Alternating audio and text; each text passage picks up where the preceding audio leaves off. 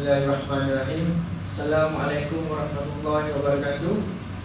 Yang dihormati rakan-rakan dan juga para pelajar sekalian. Jadi sempena Minggu Kesihatan pada tahun ini, saya Muhammad Fakhruddin bin Ishaq dari Universiti Pendidikan Sultan Idris ingin menyampaikan satu masalah penyakit yang mana masalah yang besar lah di kalangan masyarakat negara ini, iaitu masalah penyakit jantung. Penyakit jantung ni merupakan salah satu pembunuh nombor satu di dunia. Kerana apa? Kerana penyakit jantung ni dia melibatkan sistem dalaman kita yang mana boleh meragut berapa nyawa. Kalau kita dapat lihat masyarakat di Malaysia terutamanya, peratusan kematian daripada penyakit jantung ni telah meningkat, melonjak naik lah. Jadi saya ingin menerangkan sedikit tentang punca-punca masalah penyakit jantung ni. Kalau kita dapat lihat, punca-punca ni terlalu banyak, tapi saya bagi secara umum lah punca-punca penyakit jantung ni. Okay, yang pertama ialah penyakit jantung ni berpunca daripada sejak lahir kita. Contoh, sahabat saya, dia baru umur 30 tahun tapi telah mengidap penyakit jantung disebabkan faktor keturunan ni, yang mana kematian ayahnya juga, kematian atuk dia juga daripada kesan-kesan daripada penyakit jantung. Ini merupakan salah satu faktor yang kita tidak dapat atasi je. Kerana apa? Kerana ini merupakan faktor daripada keturunan. Yang kedua ialah genetik. Genetik juga sama seperti faktor keturunan, yang mana dalam genetik yang itu terdapat sedikit genetik yang mana terdapat penyakit jantung.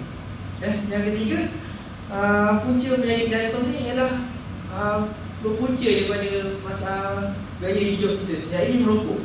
Merokok ni salah satu gaya hidup yang kurang sihat. Faktor utama masalah di Malaysia ni dalam merokok.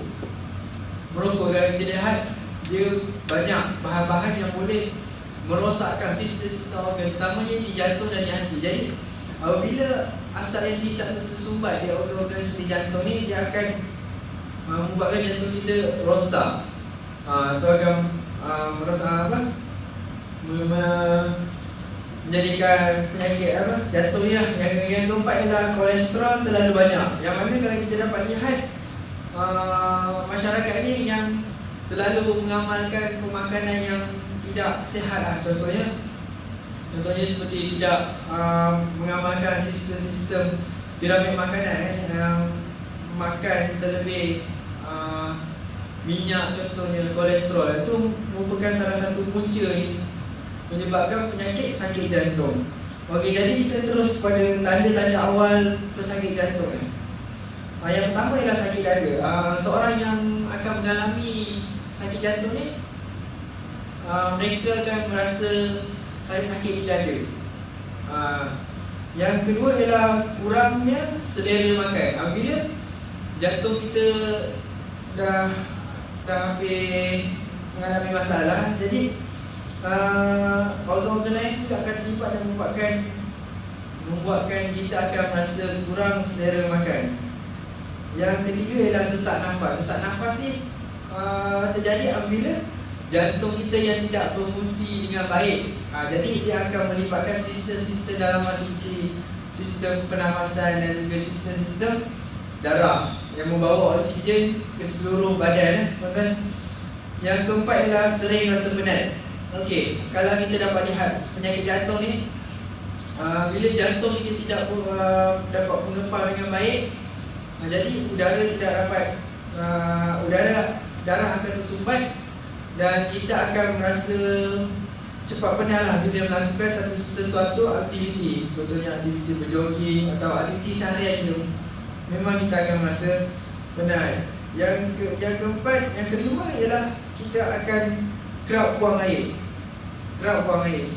Jadi kelima-lima ni ialah secara umumnya tanda-tanda awal. Jadi sekiranya anda semua pernah mengalami salah satu masalah ni. Jadi saya nasihatkan anda supaya segera berjumpa dengan doktor supaya kita dapat mengatasinya lebih awal lagi, kerana penyakit jantung ni sangat berbahaya. Okay, jadi kita pergi kepada cara mengatasi. Cara mengatasi yang pertama ialah kita tangani masalah yang pertama, iaitu masalah gejala yang tidak sihat, iaitu merokok di kalangan masyarakat Indonesia ni sangat bermasalah lah orang cakap. Sebab apa? Rokok meningkat daripada, walaupun kerajaan telah melakukan berbagai kempen, berbagai aktiviti untuk menangani masalah ni, walaupun masih juga ada yang mengamalkan gaya yang hidup yang tidak sihat ini dengan merokok. Jadi cara untuk menangani masalah penyakit jantung ini ialah dengan menjauhi rokok. Okay, seterusnya ialah dengan melakukan senaman. Senaman ni bukan merupakan gaya hidup yang sihat ya. Lakukan senaman ni 2 atau 3 kali seminggu supaya sistem dalaman kita ni dapat berfungsi dengan lancar, peredaran darah dapat mengalir dengan lancar, oksigen kita dapat pergi ke semua, ke jantung dan yang mana dengan lebih mudah lah mencakap kalau kita melakukan senaman ni, kerana peluh kita akan keluar ya.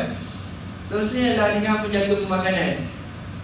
Makanan yang tidak sihat seperti kolesterol tadi merupakan salah satu sebabnya penyakit jantung. Jadi untuk anak-anak semua ni saya nasihatkan supaya mengamalkan sistem piramid makanan, yang mana kita dapat lihat kat situ apa makanan yang perlu kita kurangkan, apa makanan yang perlu kita banyakkan supaya pemakanan kita ni terjaga dan dapat mengelakkan daripada penyakit, tak kisahlah penyakit jantung atau penyakit lain.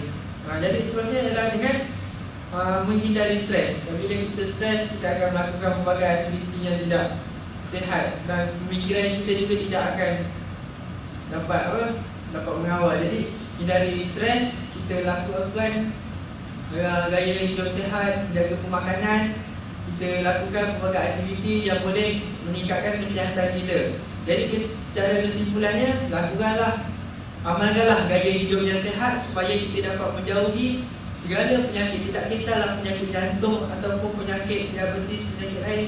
Dan bila anda semua melakukan